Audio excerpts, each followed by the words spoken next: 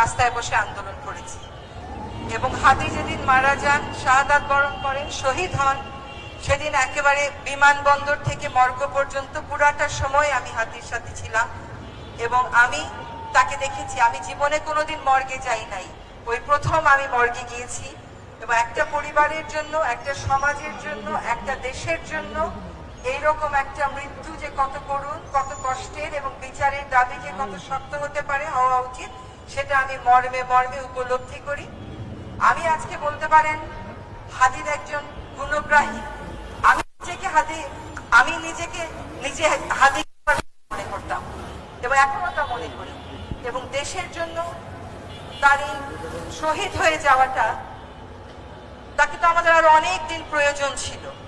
কিন্তু যেই মানুষের মৃত্যুতে 12 থেকে 15 লক্ষ মানুষ জানাজা পড়ে, সেই মানুষের মৃত্যুর বিচার আসলে একটা জাতীয় কর্তব্য।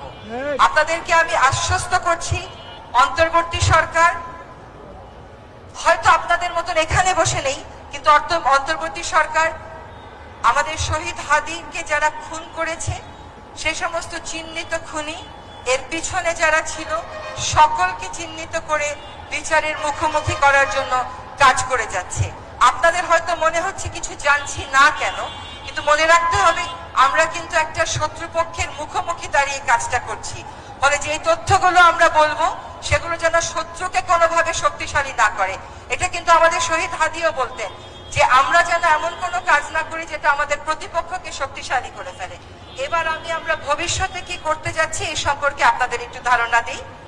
একটা হচ্ছে, আপনারা শুনেছেন যে সকল রকমের পরীক্ষা নিরীক্ষা শেষ করে এই হত্যাকাণ্ডের চার্জশিট সুনির্দিষ্টভাবে দেয়া হবে ইনশাআল্লাহ 7 জানুয়ারি 2026-এর মধ্যে।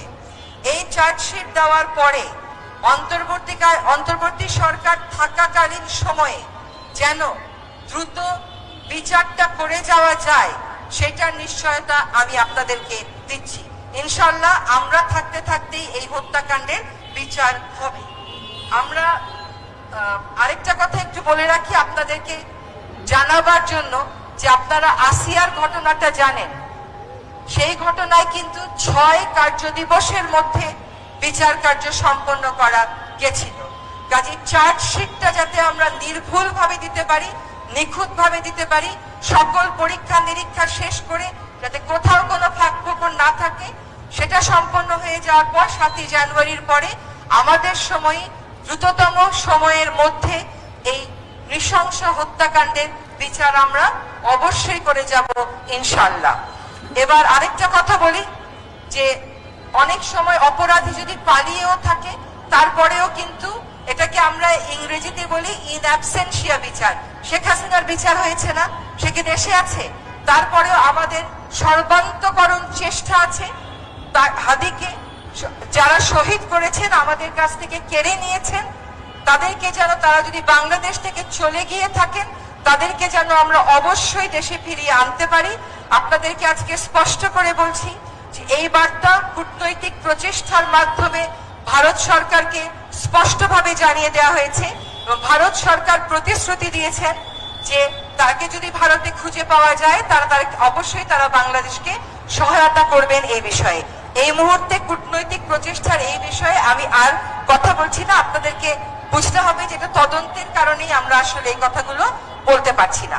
আগামীকাল সকাল 11:15টায় ডিবি পুলিশ একটি সংবাদ সম্মেলন আয়োজন করেছে।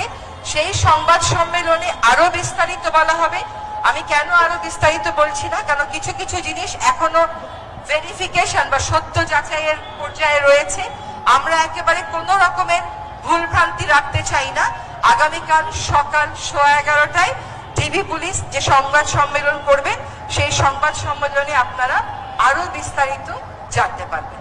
আমি আমার বক্তব্য এখানেই শেষ করছি। আপনাদের সকলের সাথে আমাদের আত্মার অবশ্যই মিল আছে, আমাদের চাওয়ার অবশ্যই মিল আছে। আমরা শহীদ হাদির পরিবারের সাথেও যোগাযোগ রাখছি।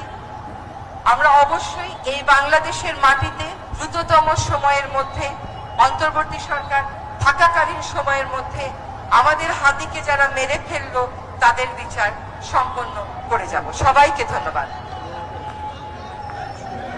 সবাই চুপ, একদম চুপ। তারা যাবে, এরপরে আমরা কথা বলবো, ঠিক কিনা? আপাতত সবাই চুপ, তাদেরকে আমরা যাওয়ার জায়গা করে দিই। কেউ এদিকে আসবো না, সবাই বসে থাকবেন। তারা যাওয়ার পরে আমরা কথা বলবো, তার আগে কেউ কোনোভাবেই কথা বলবেন না, জায়গা থেকে নড়বেন না, ঠিক আছে ভাই? সবাই চুপ।